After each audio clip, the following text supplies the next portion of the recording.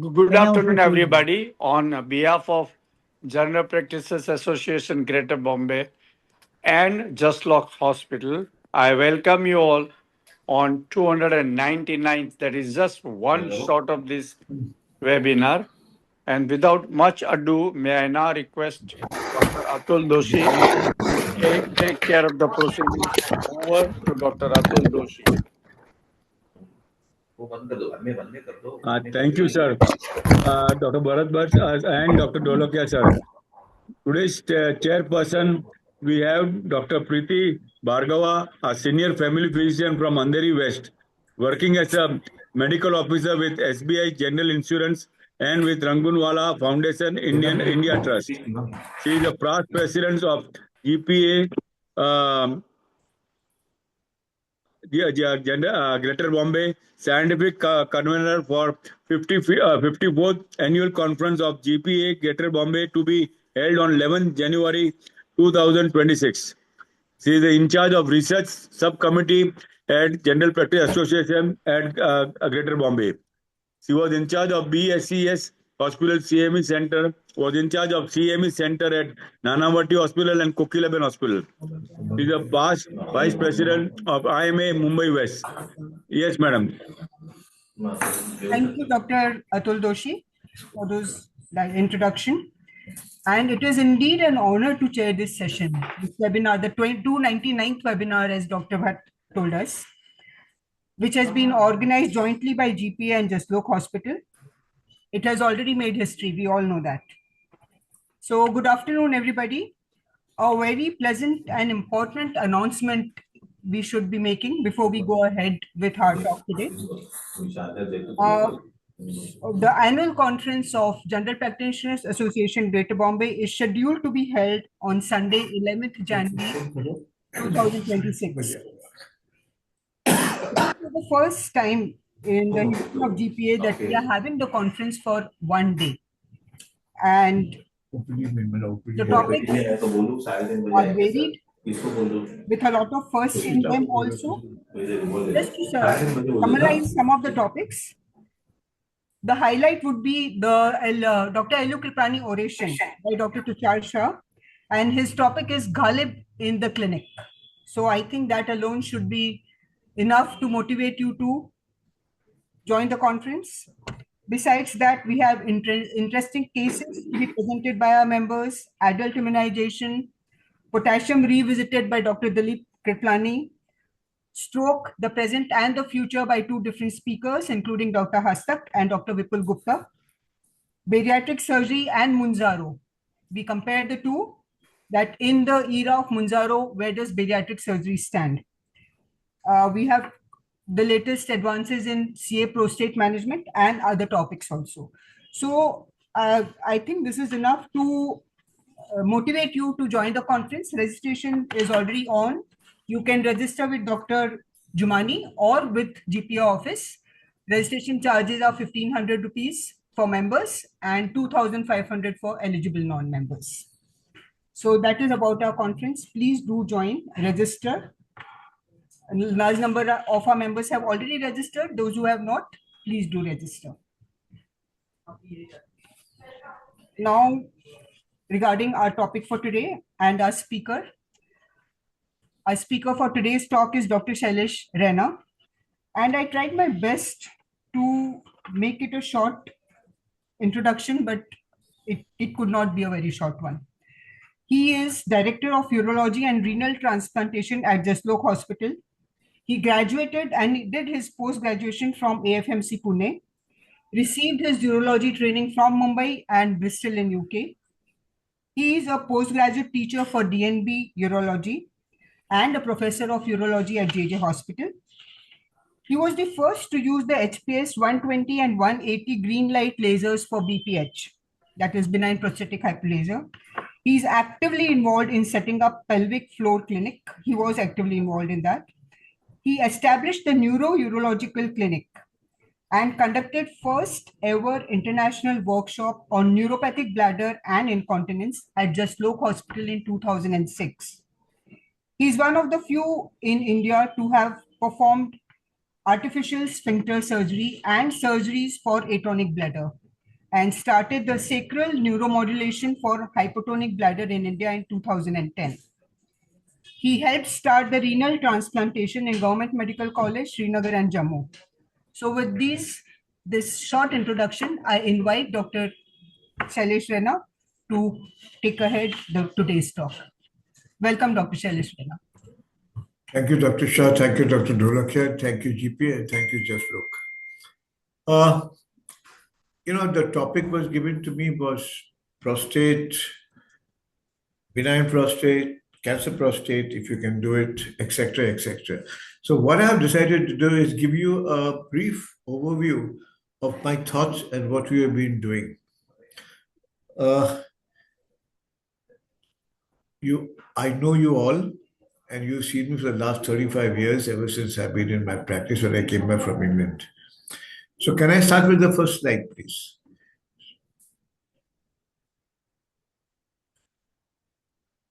Okay, my slides are stop sharing. No, you're screen sharing. Yes, share क्यों नहीं हो रहा है?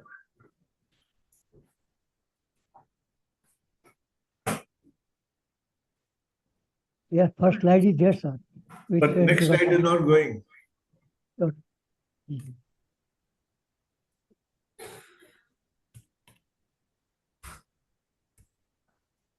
Where do I press?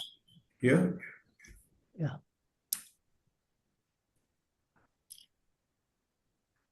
Okay, now I've got it. Correct. So, we all know what the prostate gland is. This is the anatomy. So the most important thing of the prostate gland that we have known of today is, earlier we said it consists of middle lobe, lateral lobe, 2-3 lobes. Actually, it consists of more than 6 to 7 lobes got together, but when you see the prostate endoscopically, you have 2 lateral lobes and a middle lobe, and there's a roof, and there's an apex. Frankly, we got to know the anatomy after we started doing radical prostatectomies for prostate. There is no doubt that this is all connected to the seminal vesicles, near the rectum. That's why we do a PR to feel the prostate. And in line, we have the vas deferens opening into the ejaculatory ducts. So your scrotum, testes, epididymis, vas deferens.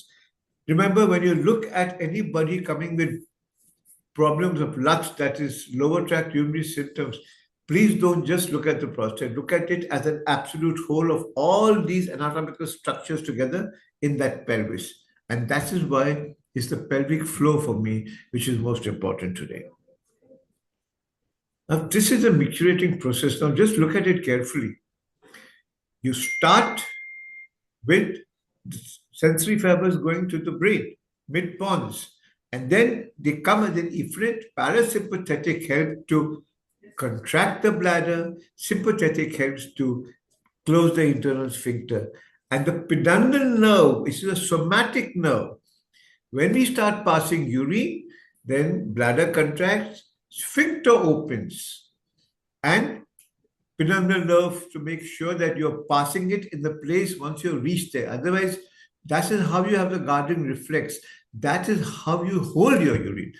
So till you don't reach the toilet, you don't start passing urine.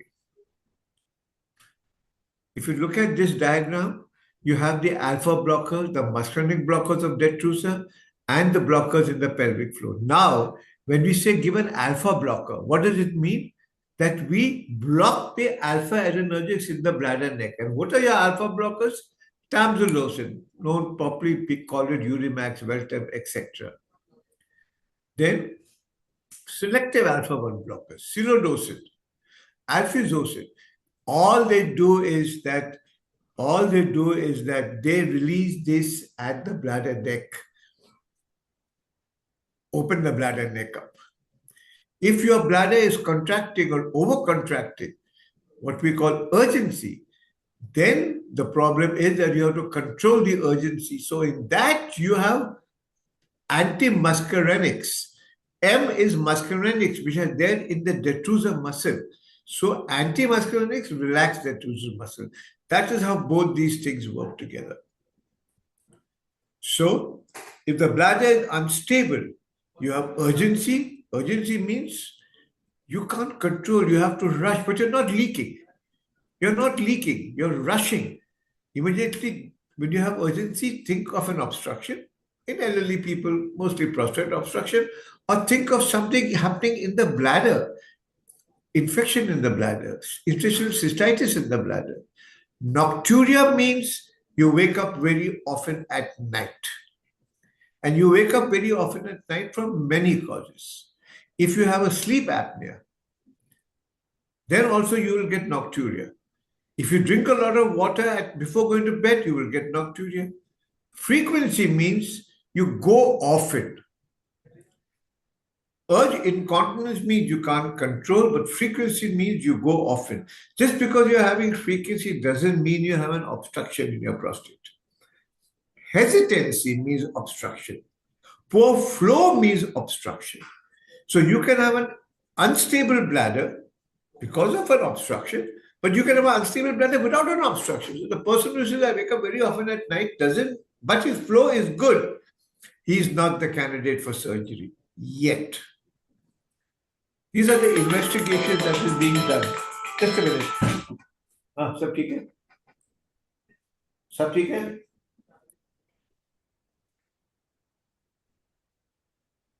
अभी? हाँ.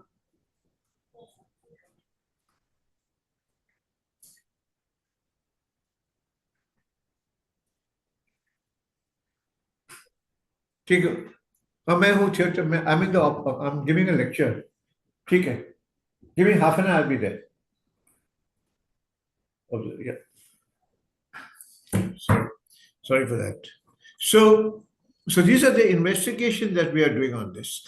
Now, in a benign prostatic hypertrophy, you do not require investigations for CT, etc., etc.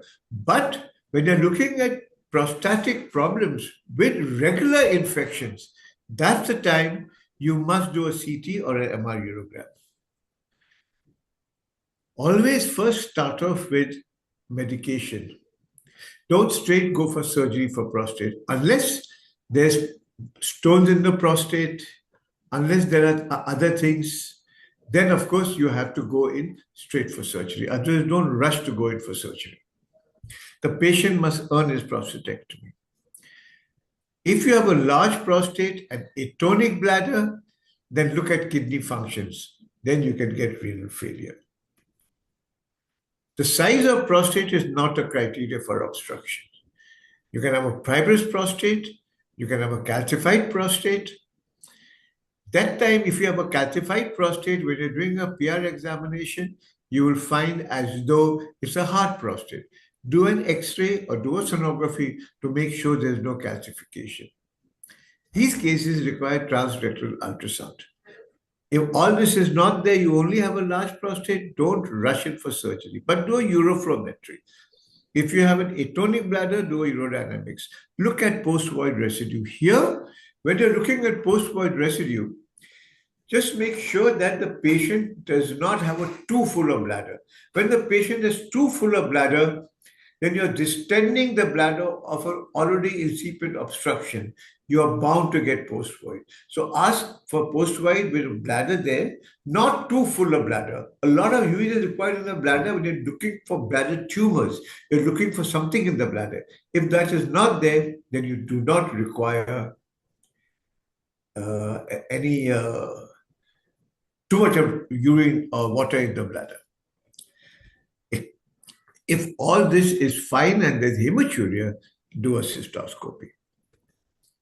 So the size of prostate is no criteria for obstruction. PSA. Very often we see high PSA, we start getting worried, is it cancer? You can have a high PSA, also infection. You can have a high PSA within a PR examination a day before. So PSA is a prognosticator, which means if you have a high PSA, think of cancer, but don't necessarily label it cancer. And if you have a low PSA, but it is rising, regularly rising double-fold, then even that can be cancerous. Or if you have a cancer of the prostate and you have treated that patient, but the PSA is then rising, then think of a recurrence. So initially we did a lot of things. We did microwave heating, needle ablation, prostatic stents and balloon. This has not stood the test of time. What has stood the test of time is a TUR and some laser surgeries, and I'll tell you what it is. So ultrasound, abdominal, transrectal, if you have calcification, if you have suspecting malignancy. So here is a low flow rate, but you've got a big middle lobe of the prostate. These patients don't do very well with alpha blockers. So this has to come out. Then you have a decent flow rate. Patient says she has no difficulty but mild prostate, but the flow rate is good. And here's a large prostate, but he's emptying his bladder well. He does not require surgery. Uroflowmetry, serum PSA, distal examination. Every urologist must do a distal examination of the prostate after telling the patient what it's all about. Because if you don't do that, the patients get pain, they go to a rectal pain, look at piles, etc., before you put a finger in the rectum. Because if you have got piles, you can also get retention of urine. I have mentioned this to you already. The greatest enemy of knowledge is not ignorance. It is the illusion of knowledge. So as time goes by, as you become older and older, you will realize that a lot of TURs were done unnecessarily. Let that not happen to our patients today. And what is the choice of treatment? The choice of treatment, again, as I've told you, the patient must earn his prostatectomy. The patient must say that he has difficulty in peeing. And how does this affect his life? If he doesn't mind getting up twice at night, if he drinks a lot of water, if there's not much of urine in the bladder post-void, and his flow is reasonable enough, he is a patient for medication. I've already explained alpha blockers and 5 alpha reductase inhibitors. This 5 alpha reductase inhibitor, this is dutasteride, which people give, Urimax D, Veltam D, Silodal D. Dutasteride shrinks the prostate, maybe a little bit. But the problem here is, if you have not done a PSA reading, then the PSA will never go high because of dutasteride. You will miss a cancer prostate. Please do the PSA first, keep a baseline PSA, and then give dutasteride. Treatment I've explained to you already. Again, 5 alpha reductase shrinks the prostate. Thereby, your PSA becomes less, but that's a false reading of the PSA.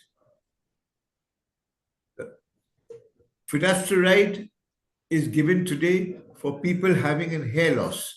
Finasteride and dutasteride is the same thing. They give finasteride so that their hair grow, but their PSA becomes less. You are missing cancer prostate in these patients. All patients of TUR, all will have retrograde ejaculation if you do a good job. That has to be explained to the patient. Impotency in all prostate surgeries is about 2 to 3%, but actually this impotency is because of retrograde ejaculation. When the patient has been explained retrograde ejaculation, then he is not cribbing, but he should be explained. So in a TUR, all we do is make a channel in the prostate. You don't need to do more than that. You go till the capsule. You don't need to do more than that. It's for a benign surgery. Earlier, we used to have prostatic balloon dilators. Then we had these stents. And later on, alpha blockers has stood the test of time. But frankly, none of these minimally invasive procedures stood the test of time. The stents got encrusted, and the balloons were only temporary. So this is the classic symptoms of BPS. Again, as I've explained to you, correlate most strongly with subsequent need for prostatectomy. And that is a weak stream straining post-void residue. And in TUR, this is what we do. We go to the capsule, open the channel, make sure there's nothing hanging from all sides. Then there was a time when we started doing lasers. And this is the HPS laser, which now we are doing. Now remember one thing. If you see everybody says let's do laser, let's do laser, let's do laser. But if you do a laser prostatectomy, you do a nice channel. But after that, there are stones in the prostate, then the fiber breaks. And so that is what happens then, like I'm going to explain to you now.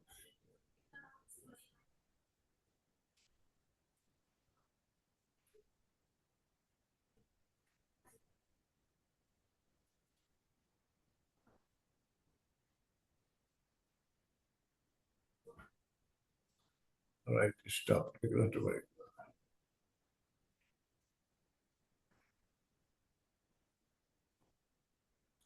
See, the fibers, now there are stones in this prostate. The stones are always between the prostate and the capsule. Now look at all this going off. We are removing stones. So once you got these stones, which means you made a good channel, but these are not the people with prostatic stones who are good for laser prostatectomy, because at the end of the day, they get a lot of fibrosis. So just don't go by laser, laser, laser. Get the right patient to have the right operation. Then there's the holmium. Remember, the holmium enucleates the prostate. Then you put it inside the bladder and you then break that little chips and then you take it out. Most of these patients, it's a very good surgery for very large prostates. But because you remove the whole thing next to the apical lobes also, you will get incontinence for some time, but that incontinence will settle down. In very large prostates, more than 100, 120 cc, the best way to remove that prostate is by robotic prostatectomy. Here I'm showing you a simple robotic prostatectomy, robot assisted. Here, it's like an old Freer surgery, the whole thing comes out. It may be expensive, but for a very large prostate, this is the way to go. This has not stood the test of time. This has not stood the test of time. Now, what are the newer modalities? The newer modalities is transrectal injection of botulinum toxin in a prostate of urgency. Again, it has not stood the test of time. Then you have mechanical devices. You see this mechanical devices, which is here, it's intraluminal, where you have kept this inside the prostate. Many of them got calcification, again, not stood the test of time. There is a temporary implantable nitinol development. So what this does is basically, it opens up the prostate, it is kept there. This is again temporary, till the patient is better from for high-risk patients. Then you remove it and then go in for surgery when the patient is much better. Urolift. This is a thing where we put leads here. This is like that. It stretches the prostate. These two titanium leads are kept on the side. It opens it up. This is for those patients who want to have children and they do not want to have retrograde ejaculation. This is good for the young till they're ready for prostate surgery because there's no retrograde ejaculation. Contraindications, larger than 100-gram prostate, it's simple robotic prostatectomy. High bladder neck and a middle lobe, TUR is the best. Then you have tissue ablation. Now you have aqua ablation, hydrodistension and beam-guided water jet. This is a very good concept, an excellent concept. But when you do aqua ablation, remember that for some time, you're going to keep the catheter for a long time. Till all this goes away. After 2 weeks, patient starts passing urine better. And this is with a water jet. It is done robotically, and it's all inbuilt. You're just waiting there to put the thing in the right places. Then you have rhizome. What is rhizome? It's again a water vapor energy. Now the vapor energy is supposed to be cooling. It doesn't have any heat. And that's why the strictures are much better after. There are very less strictures after rhizome therapy. Again, takes time for the catheter to be removed. It also prevents retrograde ejaculation. Prostatic artery embolization. Because when you block the prostatic arteries of the prostate, then the prostate is supposed to shrink a little bit and you have a decent flow. But by itself alone, it does not cause a good stream. So today in the West and even in here, I do prostatic artery embolization along with urolift. So urolift puts it and prostatic artery embolization makes sure it doesn't recur. So when you have prostates bigger and bigger, blocks the urethra, regular infection, PSA gets raised. But that is not necessary that it's cancer. PSA raised can be in the prostatitis. Severe infection can give rise to PSA. And the only way to do that is by doing an MRI. See, that's a prostatic abscess. If the MRI doesn't pick up as PSMA PET. PSMA PET can also pick up prostatic abscesses. And here is a prostatic abscess. And so this patient had to go in and then we had to remove that whole abscess by itself. Robotic surgery has now seen, we're doing for quite some time, but for large prostates, it is good to do simple prostatectomy. However, for cancer prostate, this localized cancer prostate, robotic surgery is the way to go. So screening for prostate cancer is now quite freely available in India, and I think it's an important thing to do, especially in those patients who have family history of prostate cancer. So for benign prostatic cancer, we use technology as a walking stick, not like a pair of crutches. First, if the patient's symptoms are urgency, urgent incontinence, little bit of hesitancy, alpha blockers, flow is good, then you have beta adrenergics like mirabegram or antimuscarinics like Soliton, etc. If you have a poor flow, residue, and in spite of no residue, the patient says that flow is bad and the uroflow is low, alpha blockers have not been working, then it is time for him to have a prostatectomy, either laser or a TUR. If it's malignant, then that's different. I'm coming to that now. So what happens if it's a locally advanced cancer? Risk factors, as I've told you, all patients who have family history of prostate cancer should be screened. If a person has a little higher PSA than normal and a family history of prostate cancer, this patient requires an MP-MRI of the prostate. Now, exposure to dihydrotestosterone is a prerequisite, and this antigen is important. So whenever you're looking at prostate cancer, do its testosterone levels also in case you have to treat it. PSA, obesity decreases the PSA level, and prostatitis, BPH, prostatic massage, prostatic biopsy, all raise the PSA.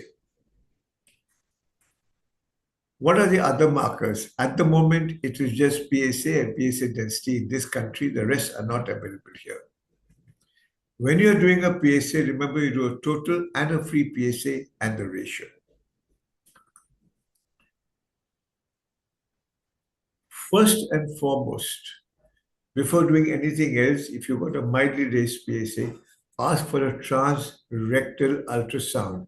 If it picks up a hypoechoic area in the periphery, like you see here in number B, this one in number B, where you see it's black, look at prostate cancer. After this, if the PSA is high, after this, the next stop is to do before the biopsy, an MP-MRI of the prostate. Before the biopsy. Now, in a biopsy, remember one thing.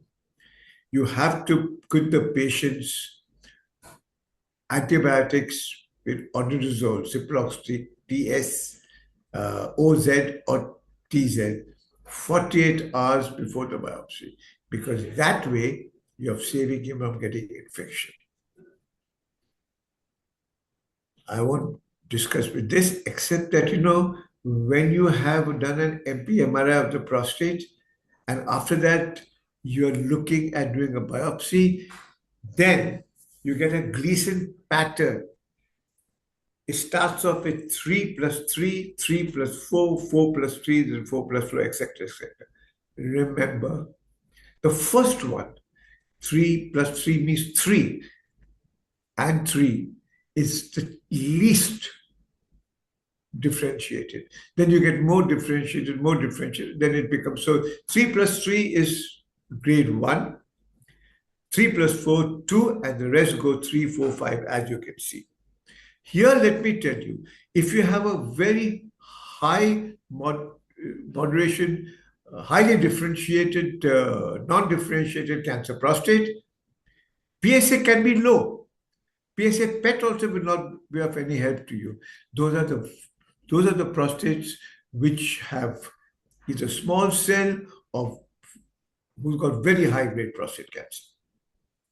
So there you are, you do an MP-MRI of the prostate. In the MRI of the prostate, patients have to have a normal creatinine because here we give dye. So when you have a dye, and then you see whether there is a drop in the ADC. If you are suspecting anything, you look at the small arrows where it is, those are the areas of prostate cancer. Then you know the PIRADS score. PIRADS is an MRI score. Gleason is a transrectal biopsy score. So PIRADS 1 is low, continue PIRADS 5 is a very high score. So if you have 3, 4, and 5 PIRADS in an MRI, that patient requires a biopsy. Then you have the PSMA PET scan. PSMA PET scan will show you whether it is localized or till where it has gone. This is the only PET scan for prostate cancer because PSMA is coming out from the prostate itself. So this is how you stage it. Watchful waiting is for those patients who got 3 plus 3, low grade, they're elderly, they don't want any surgery. They can be observed. They have no symptoms, they can be observed because they're low grade. Candidates for less than 7 Gleason, life expectancy of less than 10 years. You don't want a man to go for surgery, but he's an elderly man and he has a life expectancy of 5 to 6 years because these are low grade cancers. Then it is active surveillance. Radical prostatectomy means you remove the prostate, seminal vesicles, and for high grade, even the lymph nodes. It's still the gold treatment for localized cancer prostate. Advantages is possibility of cure with minimum collateral damage. You see, incontinence in a prostate cancer after radical prostatectomy is short-lasting. It's not for long. But if you've done a good surgery and if you kept your urethra long, you will not get incontinence. Erectile dysfunction, if you have served the nerves, you won't get. But it's better to get cured from your disease. There are many approaches to prostatectomy, robotic prostatectomy. We do it robotically, but you can do it in many other ways. Advantage of robot is that it's clearly seen, you are suturing well, and it's more like open surgery, but on the console. Complications are sexual dysfunction, urinary incontinence, 4 to 70%. Strictures are low, mortality is low. Actually, today, urinary incontinence after 2 weeks in a radical prostatectomy is very rare. Mild, perhaps. Now, see, this is a radical prostatectomy I'm doing. You have a long length of the urethra. Once you have a long length of the urethra, you're not gone to the sphincter at all, and you kept your neurovascular bundles intact. The suturing is so much easier is the suturing. And so this is just like open surgery. You must be sure that it is no leak, etc., and that it is leak-free. If you have damaged after radical prostatectomy, then those are very difficult people to treat if you damage the sphincter. And in that case, the patient requires a sphincter. So this is long urethra, this is no sparing. Now, if a patient after radical prostatectomy, after 2 weeks, you should be like this, or 3 weeks. You know, this is post-radical prostatectomy. So if you have kept the sphincter intact, if you kept a long length of the urethra, then you require to have a patient like this. However, if by any chance the sphincter is damaged, then this next thing is to put an artificial sphincter. Nothing else works.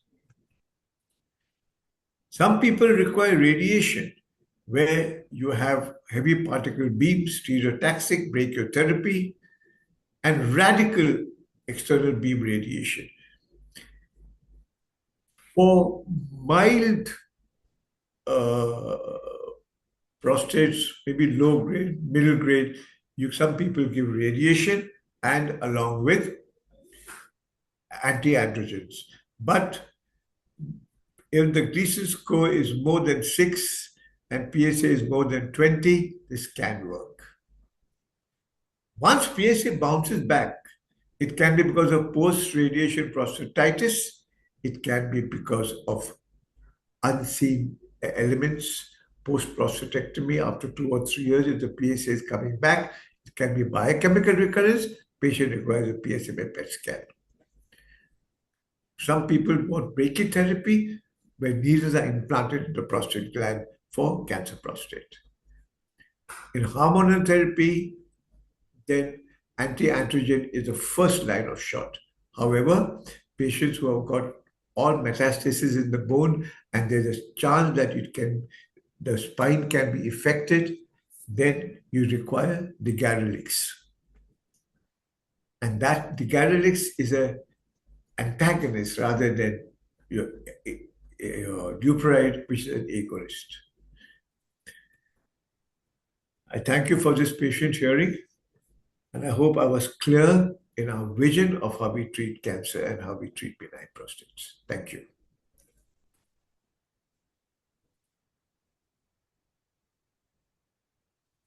Thank you. Thank you, sir. Thank you. Thank you, sir. There are some questions. Sure. See the chat box.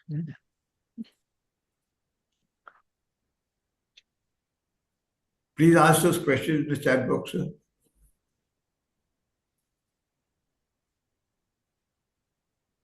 Now, what is 180 green laser? What is Green laser, which I showed you, that is the green laser is called the XPS or the HPS green laser. And that is a laser which I showed you, which it looks green because of the thing on top. And that's the laser I just showed you. Just makes a channel. And it is meant for those patients who are on anticoagulant drugs, who want children, and who got small prostates. That's the green laser, which I showed you on the first slide. Green light laser, which I started years ago. Now it is known as the XPS. So Dr. Dilip Patel has asked, butasteride can cause osteoporosis? Dutasteride? Yes, sir. Yes, it can. Okay. It's not a drug which I like very much. Okay. Dr. Amit Thakkar has asked, what should we look in for USG in suspected prostate issue? We should look for post-void residue and the size, the size of the gland. And sir, which are the best drug for detrusor dysfunction if tamoxifen is non-effective? In the detrusor dysfunction, the dysfunction are two kinds. One is where detrusor instability. Then, if the patient is not very old, mirabegron is a good drug. Mirabegron. If the patient is elderly and with a heart problem, then I prefer to have sulfenazine, which is antimuscarinic. Okay, sir. So one more, persistent high PSA of 6.23 with a normal urine routine in elderly people means cancer? You must get a transrectal ultrasound done or an MP MRI prostate done. Okay. don't in the day today. Uh, if you have a persistent high PSA, then you must get an MP-MRI done. Yes, sir. And the MP-MRI showing a pyrite score of more than 3-4 biopsies. Okay, Better sir. to be safe than to be sorry. Dr. Amit Thakkar has asked, Urolift in which patient, sir? Urolift is the patients who the glands are less than 60 grams, who are young patients who want ejaculation, who want to have children, but they have symptoms of flow not being very good. Okay, sir.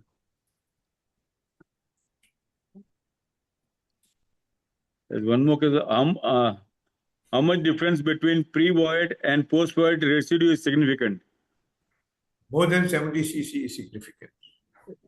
Okay. Dr. Dholake, sir?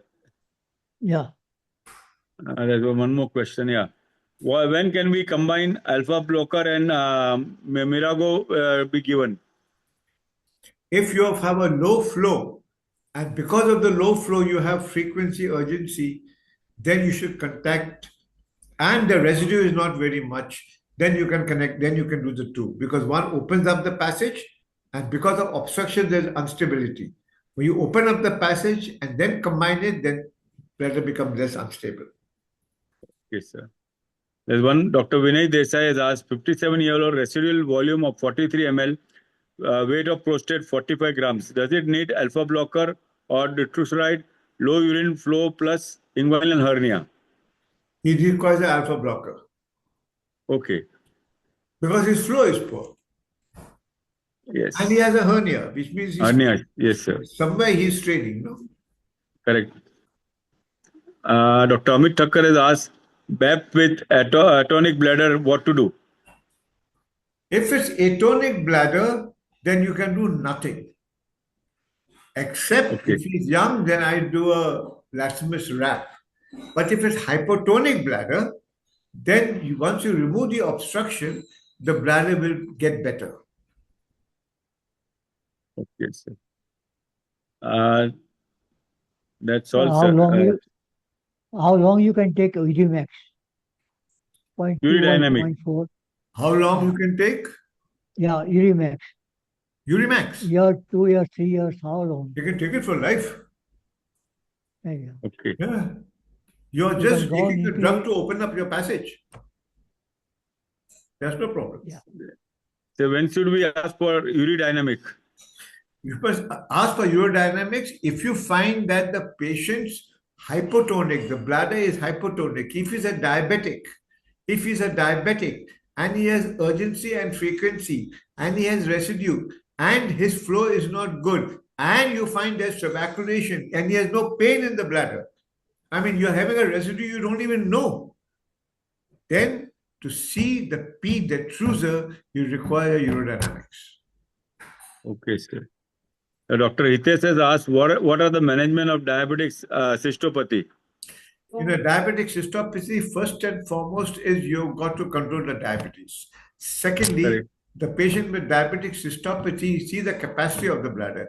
If the capacity of the bladder is very high and the residue is not, you require CIC. If it is capacity is small because of cystopathy, then he requires to augment the bladder. But most likely CIC. If there's obstruction and there's residue, and the bladder urodynamics P that is not too bad, low but not bad, then obstruction should be removed. Okay, sir. So Dr. Amit Thakkar has asked, can clip of Urolift be cause of infection? Yes, if not properly put. Okay. Right, sir. So what That's we all, have to observe after prostatectomy surgery done by you? Follow-up stuff. Which prostatectomy? Whatever you are doing, prostatectomy done. Well, you got to look for continence, look for infection. Yeah. And you got to look that after some time, there's no fibrosis in that area. It's not healing by scarring. Yeah. Look for residue. But later. That's all, sir, I think. Thank you very much. Thank you, sir. To my Thank you very much. On the behalf of General Practice Association and collaboration with Jaslok Hospital Research Center, I sincerely thank our speaker, Dr. Shailesh Raina, for a wonderful and enlightening session. I also like to thank all our participants for joining us online and making the webinar 229 success through presence of an interaction. A big thank to our organizer, Dr. Dolokia, Dr. Brahma Bhatt, Dr. Bharat Bhatt, Dr. Priti Bhargava, and the technical team who are, for a wonderful seamless coordination. And thank you once again. And we hope to meet you all for our next 300 webinar. Thank you. Thank you. Dr. Bhatt, sir. Next lecture will be. Thank you, sir. Yes, sir. Thank you, sir. Next will be failing kidneys. Yes, sir. Symptomatology, diagnosis and treatment by Dr. Ruchi Samdani. Failing kidneys, kidney failure. Okay, sir. Thank you, sir. Okay, sir. See you next week on 11th Thursday.